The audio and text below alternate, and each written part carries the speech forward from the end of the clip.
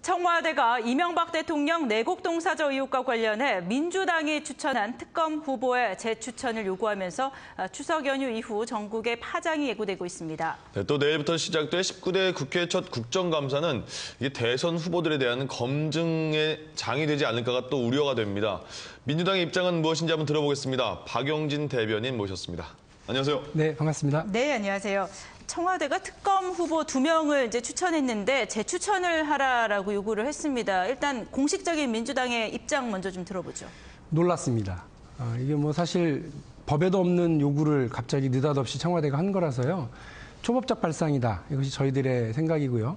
특검법에는 대통령이 그 재추천을 뭐 요구할 그런 사항이 없습니다. 그리고 예. 이른바 새누리당에서 거의 생떼를 쓰다시피 얘기하고 있는 뭐 협의나 합의 이런 내용도 없어요. 민주당이 네. 추천 권한을 갖고 있고, 민주당이 추천 권한을 갖게 된 이유는 제일 큰 게 그동안 대통령이 특검을 임명해서 사실상 권력형 비리에 대해서 무용지물 아니냐 특검이라고 하는 특검 무용론이 계속해서 제기돼 왔습니다. 이 때문에 내곡동 문제, 특히나 현직 대통령과 관련된 비리 의혹과 관련해서는 그 추천 권한을 야당이 갖는 것을 합의하고 시작했던 거 아니겠습니까? 예. 이제 와서 느닷없이 청와대가 재추천을 요구하는 현은 좀 이해를 할 수가 없습니다. 일단 지금 법적으로는 내일까지는 청와대가 수용을 한 명은 지정해야 되지 않습니까? 예. 만약에 지정 안 하면 어떻게 되는 겁니까? 위법한 행위를 하는 거죠. 예. 대통령께서는 그 취임 선서 때부터 뭐 헌법을 준수하고 뭐 법률을 잘 지키기 위한 이런 것들을 하시잖아요. 예. 그런데 그 국회가 민의를 반영해서 만들어 놓은 법률을 대통령이 나서서 그걸 위배한다? 법률을 위반한다? 이게 있을 수 없는 사태가 벌어지는 거라고 생각하고요. 네. 청와대가 그렇게까지 가지 않기를 바랍니다. 네, 근데 이 부분에 대해 청와대 재추천 요구에 대해 새누리당의 반응입니다. 새누리당은 지금 황우여 대표가 이 부분에 대해서 여야가 다시 합의를 해야 한다 이렇게 얘기를 했고, 이양구 원내대표는 선거용으로 전락을 시킨 이 특검과 관련돼서 민주당이 대국민 사과를 해야 된다라고 얘기를 했어요. 제가 아까 생떼라고 그랬는데요. 이제 목리 수준으로까지 가고 있는 거죠. 문제를 단순화해서 보면 법률이 만들어졌습니다. 대통령은 그것을 집행해야 하는 역할이 있습니다. 대통령이 지금 그 법을 위반하고 직무를 유기하겠다고 하는데 정부 여당의 지도부가 잘한다 이렇게 한단 말이죠. 그동안 박근혜 후보가 주장해왔던 것이 법치주의입니다. 예. 네. 법을 제대로 세우자라고 하는 게 줄푸세도 핵심 내용 아닙니까? 그런데 대통령이 법을 위반하는 게 법치주의의 근본입니까? 법은 법이고 대통령이 자기에게 불리한 법은 지키지 않아도 된다라고 하는 게 박근혜 후보와 새누리당이 이야기하는 법치주의 핵심이란 말입니까? 도대체 어떻게 이런 발상을 여당의 지도부가 버젓이 대낮에 국민들 앞에서 할 수 있는지 예. 이해를 할 수가 없습니다. 그렇다면 두 가지 논점이 하나 있는데, 한 가지는 내곡동 특검법을 헌법에 위배되는지 좀 우려가 된다라는 얘기를 하면서도 하지만 통과를 시켰고 청와대가 받아들였습니다. 그런데 왜 이 재추천에 있어서는 후보를 재추천하라고까지 얘기를 하는 걸까요? 그게 답답한 건데요. 21일 날, 9월 21일 날 이미 이명박 대통령이 특검법을 받아들이기로 수용을 했습니다. 대통령이 할 수 있는 것은 거부권을 행사하든지 수용하든지 이거였거든요. 그런데 수용하기로 할 때는 뭐라고 그랬느냐면, 만일에 이거를 거부하게 되면 뭔가 의혹이 있는 거 아니냐라고 하는 국민적인 또 다른 불필요한 의혹이 제기될 수 있으니까 이 부분에 빌미를 제공하지 않겠다. 그리고 네. 당당하고 떳떳하다. 최금락 홍보수석 하시는 말씀이 전 재산을 사회에 기부하신 분이 겨우 1, 2억 이득 보겠다고 그런 일을 했겠느냐라고 하면서 떳떳하고 당당하게 하겠다고 했습니다. 그런 자세로 특검에 대해서 받아들이셨으면 역시 떳떳하고 당당한 자세로 모든 의혹을 털어낼 수 있도록 하는 것이 우선입니다. 그런데 그것을 거부해서 새로운 논란을 만드는 것은 특검을 정쟁화하고 무력화하고 있다는 것이고, 결국은 내곡동 사저 매입 의혹과 관련된 모든 의혹의 진상 규명을 방해하겠다고 하는 거 아니냐. 예. 검찰이, 이명박 대통령 휘하에 있는 검찰이 사실상의 부실 수사, 봐주기 수사를 했었던 것을 이제 면죄부 특검으로까지 이어가려고 하는 불필요한 이런 욕심을 내고 있는 거 아니냐는 생각이 듭니다. 이제 내곡동 특검에 합의를 할 때 여야가 합의를 할 때요 원만한 협의를 이루겠다 이런 말이 있었잖아요. 네. 이제 두 분에 대해서 이제 김영태, 이광범 변호사에 대해서 새누리당 쪽에서는 좀 치우친 성향이 있다 이래서 반대하는 것 같은데 원만하진 않더라도 협의는 그동안 있어야 되는 거 아닙니까? 예, 협의는 충실했습니다. 협의는 어떤 식으로 충실했고요. 있었습니까? 예, 그래서 잠깐 말씀을 드리면 예. 저희가 추천한 후보들이 있었고요. 또 새누리당에서 또 추천한 후보들이 있었습니다. 예. 그리고 그 중에 다행히 그 공감하는 후보가 한 분이 계셨다고 예, 해요. 예. 근데 이분에 대해서 이제 새누리당 쪽에서 공감하고 저희 이제 민주당 쪽에서 공감을 예, 해가지고 예. 그분을 추천할까 했는데 본인이 고사하신 거예요. 예, 이유는요? 그 여러 가지 이유가 있습니다. 예. 뭐 본인의 개인적인 이유도 있고 예. 정치적인 이유도 있고 그런데 예. 그 부분을 다 일일이 말씀드릴 필요는 네. 없을 것 같고요. 일단 한 분은 고사됐고. 예, 그분이 고사를 했기 때문에 저희는 협의 과정을 거쳤고 특검 후보를 추천해야 되는 시간은 이제 임박했고요. 예. 그래서 저희가 이제 두 분의 후보를 추천을 했습니다. 근데 새누리당은 이런 협의가 없었다고 주장을 하고 있는 거죠. 예. 새누리당이 이야기하고 있는 정치적인 뭐 이른바 야당 성향이다. 뭘 두고 야당 성향이라고 예. 그러는 거죠? 지금 그럼 주관적인 판단과 기준을 가지고 특검 후보를 왈가왈부해서는 안 됩니다. 특검 후보의 기준은 제대로 진상규명이 되지 못했던 내곡동 사전 매입 의혹과 관련한 여러 부분에 대해서 수사를 제대로 할 수 있는 법률적 자질이 있느냐, 예. 정치적인 중립 성향이냐 이 두 가지면 됩니다. 예. 이 두 부분에 있어서 김영태, 이광범 두 후보는 최적격자라고 하는 것이 법조계의 일반적인 의견입니다. 두 번째 게 이게 정치적인 중립 성향에 예. 대해서 좀 의견이 나뉘는 거 아닐까요? 새누리당과? 아니 그러면 그 정당에 가입된 바가 없고 어느 캠프나 어느 후보를 위해서 뛴 바가 없는 사람이면 확인이 되는 것이지 예. 그분이 개인적으로 마음속에 무슨 생각을 품고 있는지까지 저희가 시험 봐서 특검을 뽑는 건 아니지 않습니까? 예. 근데 이 부분에 대해서 심재철 최고위원이 김영태 변호사의 경우에는 민변의 창립회원이고 강금실 서울시장 후보를 당시 지지했었고 또 5년 전에는 진보신당의 지지 선언을 했다라고 이제 얘기를 하고 있고요. 그 편향성에 대해서 이광범 변호사는 88년 2차 사법파동의 주역이고 또 우리법 연구회 창립 멤버다. 그렇기 때문에 자격이 없다라고 지금 새누리당에서 얘기하고 있거든요. 어떻게 보십니까? 그게 정당에 이제 참여하거나 정치적 성향을 드러낸다기보다는 네. 아니 서울에 살고 있는 사람 중에 절반은 야당 후보 강금식 후보를 지지했을 거고 절반은 오세훈 후보를 지지했었을 거 아닙니까? 그런데 서울에 살고 있는 변호사와 법조인들 중에서 그러면 지지하고 안 하고의 문제를 가지고 특검 후보의 적격성 여부를 판단할 거란 말입니까? 예. 그리고 김영태 변호사의 경우에 그동안 여러 굵직한 인권 관련 변론 행위나 이런 걸 봐서는 우리 사회에서 상을 줘도 10번은 넘게 줬어야 될 훌륭한 분이라는 것이 일반적인 의견 아닙니까? 예. 그 훌륭한 인권 변호사로서의 활동이 특검으로서 부적격하다라고 보고 정치적인 뭐 편향성을 가지고 있다라고 보는 그런 행위. 그런 시각 자체가 저는 오히려 문제가 있다고 봅니다. 예, 그러니까 지금 새누리당 원만한 협의를 하지 않았다 이 얘기 안에는 즉 새누리당이 동의를 하지 않는 그 두 특검 후보가 올라갔기 때문에 그것이 이제 인정을 못하겠다라는 취지 아닙니까? 새누리당이 사실상 요구하고 있는 특검 후보는 아마도 이명박 대통령의 법률 자문 변호사 정도를 생각하시는 것 같아요. 그렇지 않고서야 이렇게 법률적인 자질 문제, 그다음에 정치적 중립성과 사회적인 명망, 법조계의 추천 이런 것들을 두루 판단해서 이제 올린 추천 특검 후보와 관련해서 이런 식으로 막무가내로 할 수는 없는 거라고 봅니다. 문제는 대통령이 피의자인 사건입니다. 그 대통령과 그 주변의 가족들이 연루되어 있는 문제입니다.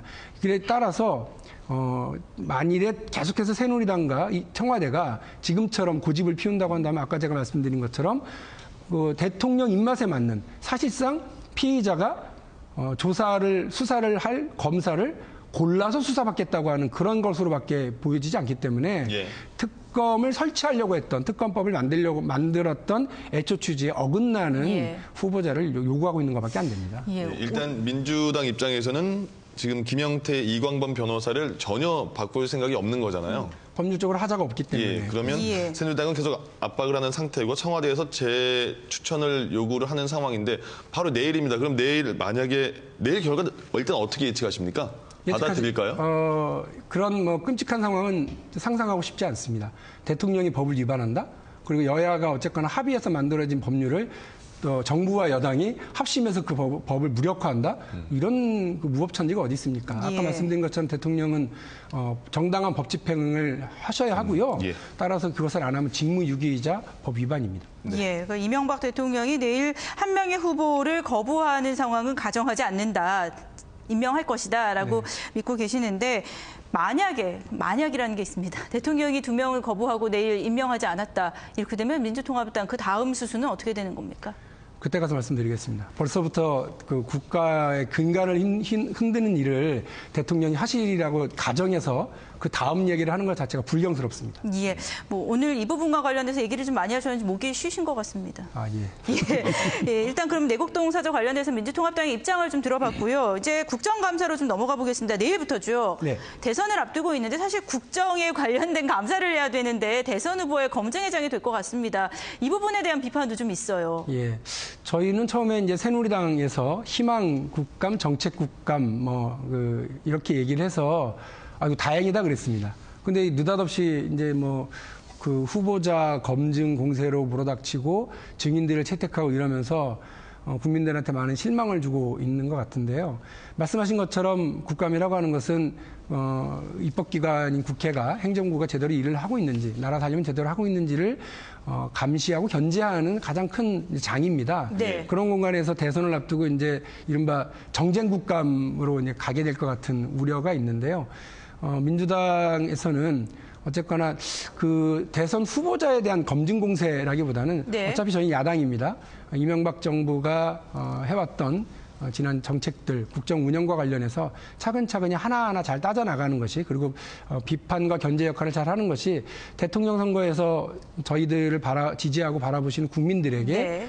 국정 운영 능력이 있구나라고 하는 신뢰를 심어주는데 가장 첩경이라고 보고요.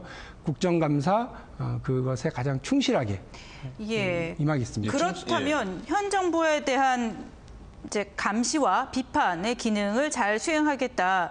현 이명박 대통령에 대한 관련된 부분들이 있다. 그렇다면 박근혜 후보에 대한 건 없습니까?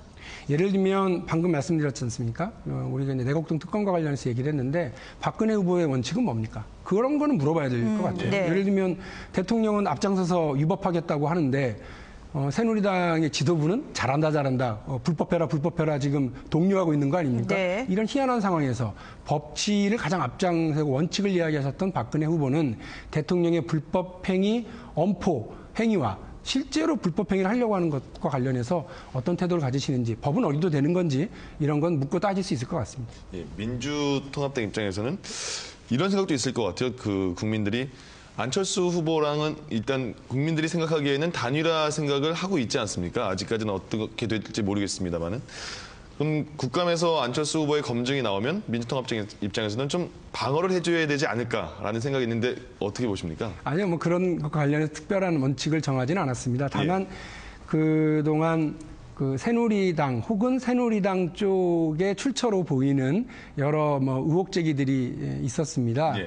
그런 것들과 관련해서도 그것이 타당하고 검증 대상 잣대에 올라야 되는 거라면 그거는 그 안철수 후보와 그 주변의 분들이 적절히 잘 대응하셔야 될 문제라고 보고요. 저희들도 필요한 것과 관련해서 사실 확인 당연히 해야 된다고 봅니다. 일부 언론 보도를 보니까요. 혹시 그 안철수 후보는 어쨌든 국감에서 검증 공세가 있으면 조직이 없잖아요.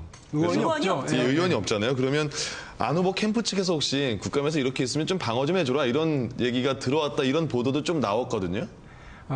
저희 국민들이 보시기에 안철수 후보와 우리 문재인 후보 그리고 민주당과의 관계가 밀월 관계처럼 보이실지 모르겠습니다만 살얼음판입니다. 그래서 지금 그런 거 내밀한 이야기를 주고받고 주문을 하고 그걸 받아들일 만큼의 관계는 아닙니다. 같은 방향을 바라보고 그 한 방향으로 걸어가고 있는 것은 분명한 것 같습니다. 그런데 걸어가면서 손을 잡았는지에 대해서는 아직 분명하지 않으니까. 그 부분은 아직 단일화에 대해서 구체적으로 나오지도 않았고 민주당 문재인 후보와 안철수 후보 결국은 서로 경쟁적인 관계이기 때문에 살얼음판이다라고 얘기를 해주셨는데 그렇다면 안철수 후보와 관련된 검증 내용도 국정감사에 있습니까? 민주통합당?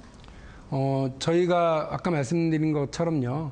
그 정부가 한 일과 관련된 거예요.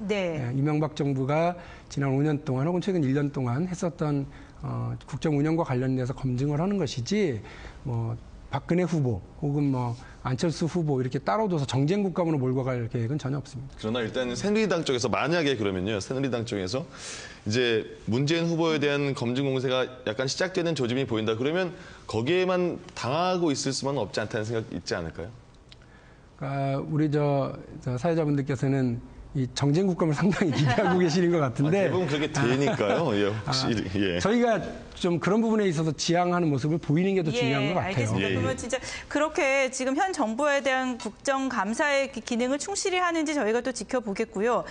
그렇다면 분명히 새누리당 입장에서는 아까 민주통합당에서는 현 정부의 실정이나 이 부분에 대해서 박근혜 후보가 어떤 생각을 하는지 이 부분은 물어볼 수 있다 얘기하셨습니다. 반대로 민주통합당에 대해서 안철수 후보의 나온계약서나 논문과 관련돼서 민주통합당 입장은 무엇인지 좀 물어볼 수 있을 것 같거든요.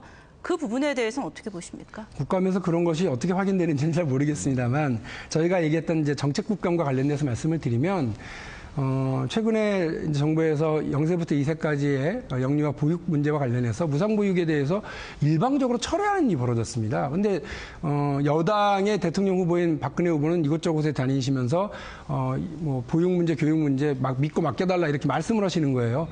근데 당장 정권을 운영하고 있는 여당 정부는 이러한 그 정책과 공약과 거꾸로 가고 있는데 예. 박근혜 후보는 다니면서 장밋빛 이야기만 하고 계신다면 그건 무책임한 거 아니겠습니까? 이런 부분들에 대해서 짚다 보면 박근혜 후보의 정책과 공약의 허점 그리고 그것이 일종의 국민들에게 이중 플레이를 하는 것이다라고 하는 것이 드러날 거라고 하는 점을 말씀드리는 거지 박근혜 후보를 찝어서 하는 이런 그야말로 정쟁 국감은 지양하고 정책 국감으로 제1야당답게 뚜벅뚜벅 가겠습니다. 예, 그럼 국정감사를 제외하고 그 부분에 대해서는 여쭤보지 않을 수가 없어요. 지금 새누리당이 얘기하고 있는 것이 그거거든요. 인사청문회가 일어나면 민주통합당이 다운계약서 썼다. 그래서 그 부분으로 자격이 없다라고 공격을 했는데 왜 안철수 후보에 대해서는 다른 잣대냐, 이중잣대 아니냐라고 지금 공격을 하고 있습니다. 저희는 뭐 분명히 말씀드렸습니다. 저희가 여러 인사청문회 등에서 아까 말씀하신 것처럼 엄정한 이런 도덕적 기준을 가지고 있고 지금도 그건 유효합니다. 네. 그런데 뜻밖으로 새누리당이 이 문제와 관련해서 왜 민주통합당은 아무 말도 하지 않느냐라고 얘기하는 그 속셈은 너무나 뻔한 거예요. 그래서 마치 EJ처럼 야권 단일화에 대한 무슨 후돌 만들기 위한 이런 정략적인 태도에 저희가 굳이 장단 맞춰줄 필요는 없다는 게 저희들의 판단입니다. 예. 안철수 후보가 이 부분에 더 잘못됐고 반성하고 더 엄정한 잣대로 살아가겠다고 얘기를 했고 저희는 그러한 것에 대한 남은 것은 정치적 책임의 무게인데요. 그 부분을 규정하는 것은 국민들의 역할이라고 생각합니다. 예. 그렇다면 이건 개인적으로 민주통합당이 아니라 박용진 대변인의 얘기를 좀 듣고 싶습니다. 그 이후에 또 논문 관련해서 MBC 보도가 터졌거든요. 네. 그리고 안철수 후보 측은 MBC의 사과나 해명을 좀 듣고 싶다라고 얘기를 했습니다. 이러한 논란들의 부분 필요한 검증이라고 보십니까? 아니면 네거티브라고 보십니까? 아니에요. 저는 필요한 검증 과정이라고 봅니다. 그런데요. 여기 MBN에 나와서 MBC의 보도 태도를 지적하는 것은 문제가 있을 수 있겠습니다만은 네. 또 지적을 해야 될 것 같습니다. 두 가지 부분에서 일단 문제가 있었기 때문이죠. 첫째는 전문가의 의견을 전혀 반영하지 않았습니다. 두 번째는 반론권을 보장하지 않았습니다. 처음 나왔던 MBC 9시 뉴스에서 제1보는 이런 반론권을 왜곡했고요. 그리고 전문가 의견을 전혀 반영하지 않은 겁니다. 논문과 관련해서 기자가 얼마나 그렇게 훌륭하게 잘합니까? 다른 보도, 다른 논문 표절과 관련된 곳에서는 충실하게 교수나 전문가들의 의견을 반영하는 의견이 있었습니다. 예. 네. 그런데 이번 보도에서는 유독 그것이 빠져 있었다는 거죠. 그것 때문에 안철수 후보의 논문과 관련된 검증은 정당하지만 예. 보도 태도와 관련해서는 문제가 있다고 하는 것이 일반적인 인식입니다. 그래서 예. 이제 MBC의 김효ging 의원은 MBC의 사과 방송도 욕을 하는 저희 민주통합당의 김용희 의원이요. 그렇게 보도가 나왔더라고요. 그러면 밖에서 보기에는 서로가 아직까지는 단일화에 대한 얘기는 안 나오고 있으나 그렇게 되면 약간 편을 짠 게 아니냐라는 그 느낌을 받을 수가 있잖아요. 아니요. 김용희 의원은요. 의학 박사십니다. 따라서 안철수 후보의 박사 논문과 관련해서 충분히 본인의 의견을 말씀하실 수 있는 것이고요. 아까 제가 말씀드린 것처럼 논문과 관련해서 일방적인 기자의 의견을 실을 것이 아니라 전문가의 의견을 담았어야 하는데도 불구하고 보도의 기본을 지키지 못한 것 아니냐라고 하는 측면에서 김용익 의원이 그런 지적을 하신 것 같습니다. 알겠습니다. 뭐 각 후보 안철수 후보뿐만이 아니라 그 검증은 피해갈 수 없는 거겠죠. 근데 일단은 박근혜 후보에 대해서는 역사인식 관련된 잣대, 뭐 안철수 후보에 대해서는 이런 여러 잣대들이 있었습니다. 근데 문재인 후보는 약간 지금까지는 좀 빠져 있었거든요. 근데 문재인 후보와 관련된 검증으로 그 법무법인이 부산이 참여정부 시절에 급성장했다라는 그 의혹이 있고 또 공천원금 수수 혐의로 기소된 서청원 전 친박연대 대표의 변호 활동 이 부분도 나왔었었죠. 여러 가지 이런 검증 민주통합당은 어떻게 대처해 나갈 생각이십니까? 그 법무법인 성장과 관련해서는 부당하거나 불법적인 뭐 성장 의혹이 있으면 그 부분에 대해서는 지적하고 해명해야 되겠죠. 네. 그런데 그것이 정당한 것인지는 새누리당이 어떤 것을 내놓는지 한번 지켜보겠습니다. 그 서청원 전 대표와 관련된 얘기는 좀 제가 처음 듣는데 그 이른바 서청원 그 전 대표의 이제 불법 선거와 관련된 건이죠. 근데 그에 대해서 굳이 새누리당이 왜 그러는지는 잘 모르겠는데요. 그와 관련해서 이미 저희 당의 후보 경선 과정에서도 문제 지적이 있었고 그와 관련해서 충분히 해명을 하고 문재인 후보 측에서도 관련된 입장을 내놓은 것으로 알고 있습니다. 별로 개의치 않습니다. 이제 오늘이 D-Day 76일이더라고요. 대선의 1차 판세를 또 가늠할 추석 연휴도 지났습니다. 각종 지금 지지율들이 결과들이 나오고 있는데 지금 민주통합당에서는 지금의 판세를 어떻게 읽고 계시나요? 일단 추석을 지나면서 확인되고 있는 것은 문재인 후보의 상승세입니다. 그리고 점점 더 정권 교체에 대한 열망이 거세지고 있는 것 같습니다. 그래서 지금은 뭐 다양한 여론조사 결과가 나오고 있습니다만 대부분의 추세는 안철수 후보가 단일 후보로 나서든 문재인 후보가 단일 후보로 나서든 박근혜 후보를 이긴다고 하는 점이고요. 또 안철수 후보와 문재인 후보와의 이 단일화와 관련된 여론조사에서는 문재인 후보가 점점 더 그 지지를 높여가고 있습니다. 그 이유는 국민들께서도 특히 야권 지지 성향의 국민들께서 이제 누가 돼도 정권 교체를 할 수 있는데 그럼 그 다음에 안정적인 국정 운영은 누가 할 수 있을 것인가? 그리고 지난 10년의 집권의 경험을 바탕으로 평가와 반성을 기반으로 새로운 대한민국을 만들어 나가는 데 있어서 누가 더 적격이고 어느 세력이 더 그 자격을 가지고 있는지를 점점 보시는 것 같아요. 그런 면에서 무소속의 개인 자격을 가지고 있는 안철수 후보보다는 안정적인 수권 세력 그리고 집권 경험과 국정 운영 능력을 가지고 있는 민주당의 문재인 후보 쪽에 보다 많은 점수를 주고 있는 것이 드러나고 있는 것 같습니다. 말씀하신 중간에 이제 단일화 얘기도 약간 들어있는 것 같아서 여쭤보는 건데요. 언제쯤 단일화를 하신다면 양측에서 언제쯤이 딱 적당한 시기라고 보시나요? 그 추석 연휴 내내 지역 주민들뿐만 아니라 많은 분들이 물어본 건 두 가지였습니다. 언제 어떤 방식으로 할 것이냐. 말씀 안 해주시니까 계속 궁금할 수밖에 없을 것 같아요. 그런데 지금 그런 디테일한 문제를 언급할 시점이 아닙니다. 지금은 다만 과거에 대통령 선거와 관련해서는 DJP 연대라고 하는 틀이 있었고 또 노무현 정몽준 단일화라고 하는 틀이 있습니다. 그래서 정치 협상과 담판, 정치 협상과 여론조사에 의한 이런 건데요. 둘 다 어쨌거나 해당 당사자인 후보자들의 결단이라고 하는 것이 가장 우선적인 겁니다. 이미 민주통합당의 경우 문재인 후보에게 당의 모든 권한을 다 위임한 상태고 문재인 후보가 당의 쇄신과 혁신뿐만이 아니라 이후 단일화와 관련된 문제에 있어서도 본인의 판단을 가장 우선으로 하실 것 같습니다. 그래서 그 시기와 방식에 대해서는 아주 고도의 정치적인 판단 그리고 국민들의 여론과 민심이 최우선이 될 것이기 때문에요. 어떤 방식으로 어떻게 언제쯤 할 것인지를 섣불리 얘기하는 것 자체가 별로 도움이 되질 않을 것 같습니다. 민심이 원하는 한에서 이제 단일화가 이루어져야 되는데 그 부분은 아직 구체화되지 않았다. 하지만 지금 박용진 대변인께서 하신 얘기를 들어보면 민주통합당의 문재인 후보를 중심으로 단일화가 돼야 된다라고 들리거든요. 물론입니다. 그게 우리 그 안정적인 국정 운영을 위해서도요. 또 확실한 정권 교체에 기본이라고 생각합니다. 대변인이시니까요. 근데 호남 지역의 그 지지를 얻지 않고서는 뭐 단일화뿐만이 아니라 본선에서도 힘들겠죠. 근데 이제 단일화가 돼서 후보가 되면 호남에서 지지를 하겠지만 일단 단일화에 있어서 양쪽의 경쟁력을 살펴봤을 때는 안철수 후보의 지지율이 좀 더 높게 나와요. 이건 어떻게 해석을 해야 할까요? 지금까지는 대략 그렇게 나옵니다. 그런데 예전 한 달 전쯤이요? 이렇게 비교를 해보면 어마어마한 격차가 있었습니다. 거의 한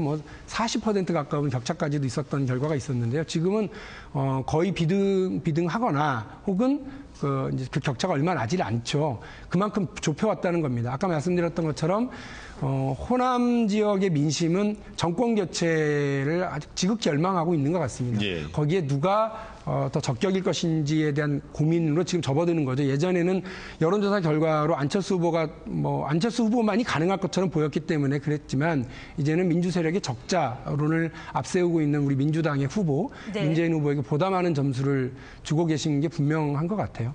예. 예.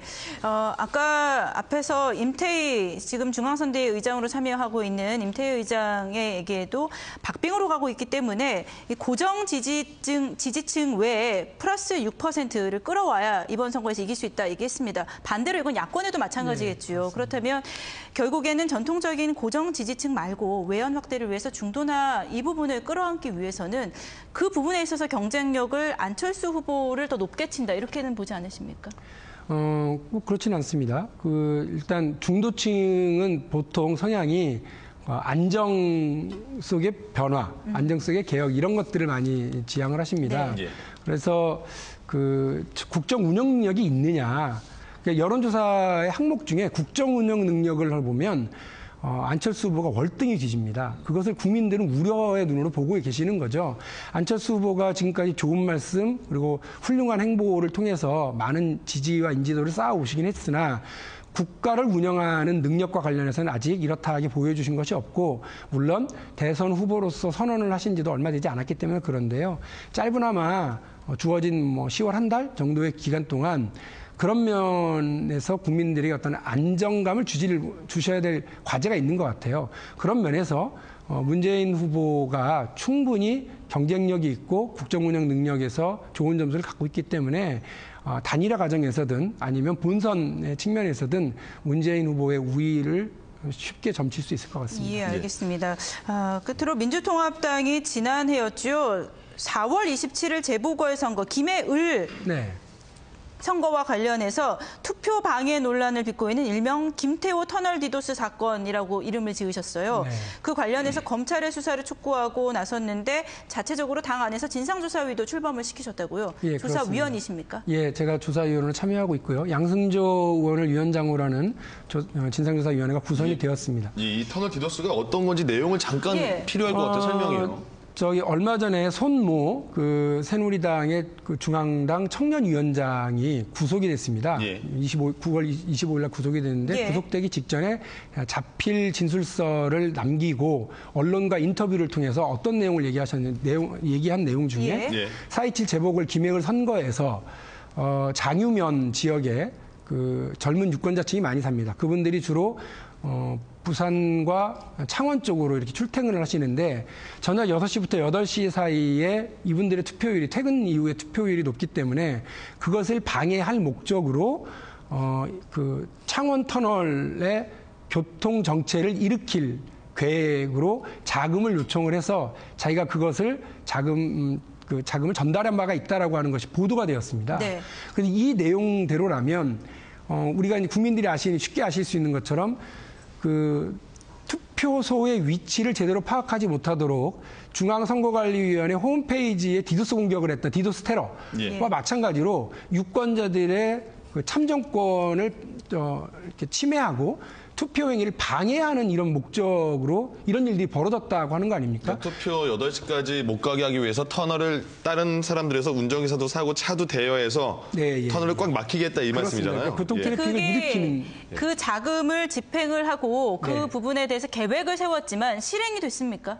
그 부분과 관련해서 따져봐야 될 문제인 것 같습니다. 일단 돈은 집행된 것 같습니다. 본인의 주장에 따르면. 그리고 보도에 따르면 이와 관련해서 이 1억이라고 하는 돈이 오고 갔는데 그 돈의 일부, 이 돈을 보존받기 위해서 손모 위원장의 말에 따르면 본인이 운영하는 건설회사가 새누리당, 그 당시 한나라당이죠. 한나라당 당사의 허위 공사를 진행했었다. 그래서 그와 관련된 허위 세금 계산서를 가지고 있고 돈을 주고받은 그리고 돈을 인출했던 본인의 통장이 남아 있다. 이런 것들을 이제 하고 그 관련 자료를 그 변호사인 동생에게 다 넘기고 이제 구속이 되어 있는 상태입니다. 예. 저희는 이제 보도된 내용과 본인의 자술서를 바탕으로 이런 내용들을 파악을 했고 이것이 진실인지 여부에 대해서 파악하는 것을 저희 별도로 활동을 할 것이고요. 진상조사위를 꾸리신 건가요? 예. 새누리당 검찰에 이와 관련된 의혹은 검찰이 손대면 계좌 추적, 자금 추적, 그리고 실제 공사가 있었고 터널에서 사실 여부를 확인할 수 방해 있으니까. 행위가 있었는지를 금방 파악할 수 있으니까 예. 검찰이 더 이상 머뭇거리지 말고 여기에 대한 적극적인 수사에 나설 것을 촉구하고 있습니다. 예, 알겠습니다. 그러면 지금 이 투표율 관련해서니까 마지막으로 여쭤보면 투표율 연장 관련해서 대선 전에 그 부분이 좀 여야 합의가 되겠습니까? 해야 된다고 봅니다. 그러니까 새누리당은 무슨 경기 중에 룰을 바꾸냐고 그러시는데 경기는 아직 시작도 안 했고요. 예. 선거 제도 자체를 바꾸는 것이 아니라 투표권 확대를 위한 시간만 변경시키면 되는 거기 때문에 많은 행정적인 이런 것이 들어가는 것도 아니고요. 그래서 지금까지 그 장애인들의 투표권 보장을 위한 접근성 그리고 또 부재자 투표와 관련돼서도 여러 가지 제도들 계속 개선시켜 오고 있는 거 아닙니까? 다 참정권을 확보하고 확대하기 위한 거인데요. 이번에도 그 투표 시간을 연장해서 많은 그 국민들이 보다 더 쉽게 투표에 참여할 수 있도록 하는 것이 대한민국의 민주주의의 근간을 탄탄히 하는 일이라고 생각합니다. 새누리당이 꼭 좀 참여해 주셨으면 좋겠습니다. 아직까지는 그러면 협상 창구는 없는 거죠? 새누리당과. 새누리당이 이와 관련해서 거의 그 행안위에서요. 거의 통과 직전에 있다가 갑자기 이거에 대해서 반대를 하고 이제 의결을 하지 않은 채로 그냥 이제 지금 논쟁만 하고 있는 거거든요. 국민들의 투표권 보장이라고 하는 것은 대한민국 발전에 계속 그 발전 경로와 결을 같이 하고 있습니다. 그래서 그 부분에 대해서 새누리당이 보다 전향적으로 나서 주실 것을 다시 한번 촉구합니다. 예, 알겠습니다. 지금까지 민주당 박용진 대변인과 함께 현안에 대해서 좀 자세히 살펴봤습니다. 오늘 말씀 고맙습니다. 네, 감사합니다.